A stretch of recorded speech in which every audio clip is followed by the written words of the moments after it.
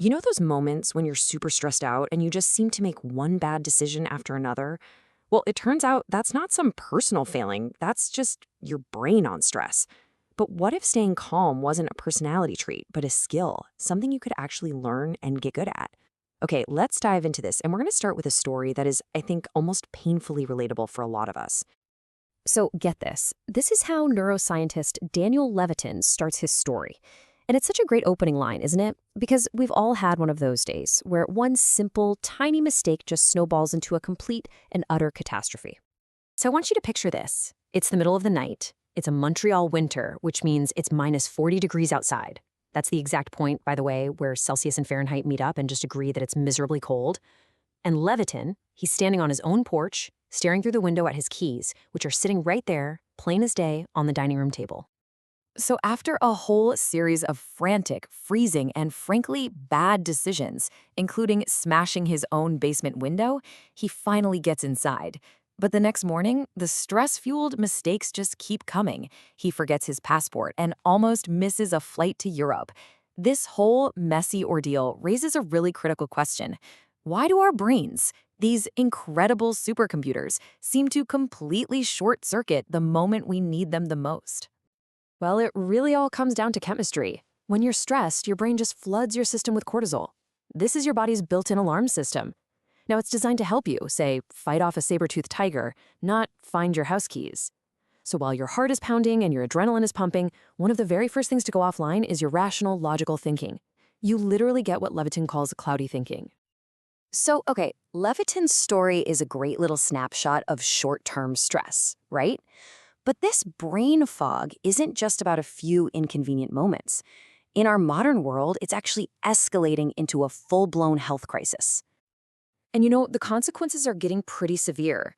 As spiritual leader Gorgopal Das points out, we're now seeing really young people, 20, 22 years old, who are physically fit, who are careful about what they eat, suffering from health crises that we used to only associate with old age.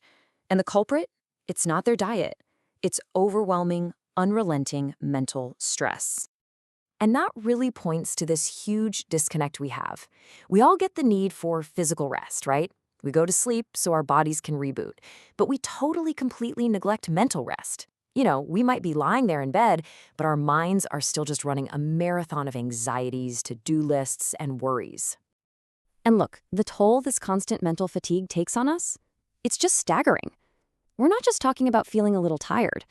This is being linked to incredibly serious systemic health problems, a higher risk of heart attacks, issues with infertility, major hormonal imbalances, and even premature aging. Okay, so here's a simple way to think about it. Your body basically has two operating systems, a gas pedal and a brake. Your sympathetic nervous system, that's the gas, that's your fight or flight response. The parasympathetic is the brake, your rest and digest mode. This whole mental fatigue crisis is essentially what happens when our foot is jammed on the gas pedal 24/7 and we've completely forgotten where the brake is. So how in the world do we find the brake? How do we stop these stress-induced failures before they even start? And that brings us to this. Just brilliantly simple but really powerful idea that Levitin learned from a Nobel Prize-winning psychologist, Daniel Kahneman. It's called the premortem. We've all heard of a postmortem, right? That's when you analyze a disaster after it's already happened. Well, a premortem completely flips that on its head. It's this clever form of prospective hindsight. You look into the future, you imagine that your project or your situation has already failed, like spectacularly failed, and then you work backward to figure out what could have possibly caused that failure. The process itself is actually super simple. First, you just visualize the failure. So for Levitin, that's, okay, I'm locked out of my house in the freezing cold, again. Second, you identify what could cause it. Well, I probably rushed out the door and left my keys on the table. And third, and this is the most important part, you create systems to prevent it from ever happening. You do all this when you're calm, not in the heat of the moment.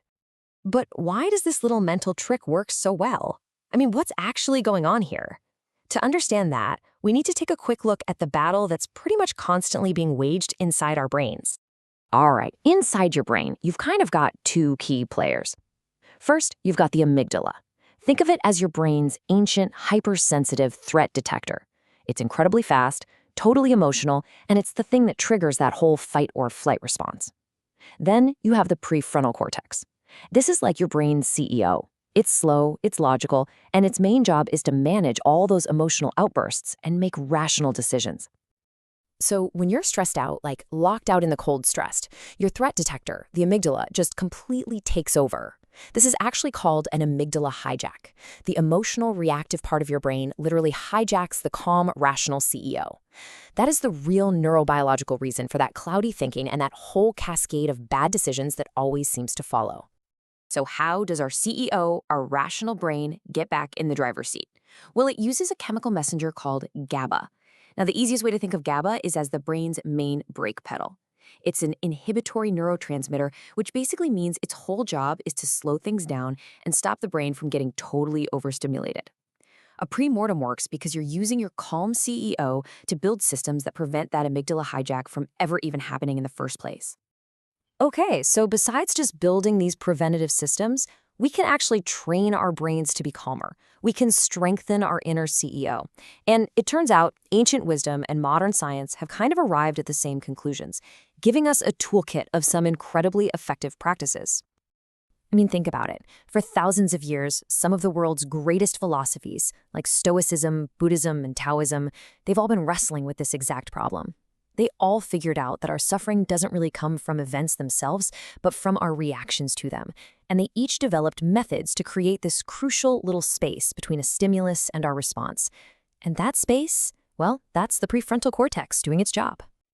Okay, here's a really powerful bottom-up tool to help you create that space. It's called box breathing. It's a super simple technique that directly engages your body's brakes, that parasympathetic nervous system. By controlling your breath in this slow, rhythmic way, you just inhale for 4 seconds, hold for 4, exhale for 4, and hold for 4, you send a direct signal to your brain that says, hey, we're safe. It's time to calm down. And then there are the top-down tools. These are more about consciously choosing to adopt certain mindsets. Research points to 4 that are just incredibly effective for promoting a sense of calm. Practicing gratitude, which helps fight off envy, forgiveness, which calms anger, acceptance of the things we can't control, and hope, which gives us resilience. Each one of these strengthens our prefrontal cortex, helping our inner CEO manage the amygdala's alarms. And all of this brings us right back to our neuroscientist, Daniel Levitin. So after that miserable trip, he ran a premortem.